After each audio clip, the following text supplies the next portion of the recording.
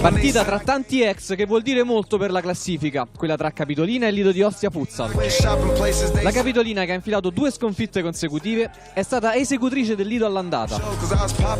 Consalvo dovrà ancora fare a meno di De Cicco. In settimana si è lavorato sugli errori che hanno portato al pesante e forse immeritato 6-0 dell'Olympus.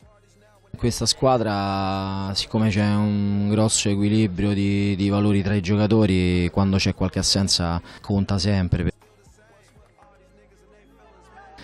Poi ci siamo ritrovati ad aver fatto 11 risultati utili consecutivi nelle parti alte della classifica e quindi chiaramente sono cambiati gli obiettivi, ma è ovvio che gli obiettivi possono cambiare di conseguenza sempre. Ora vedremo la classifica come si sviluppa e soprattutto le prossime 2 partite che avremo con Lido di Ostia e Ciampino ci diranno tutto. In casa Lido ci si appresta alla prima di 3 partite di fuoco. Capitolina, Olympus e poi Ciampino diranno definitivamente quanto vale questa squadra.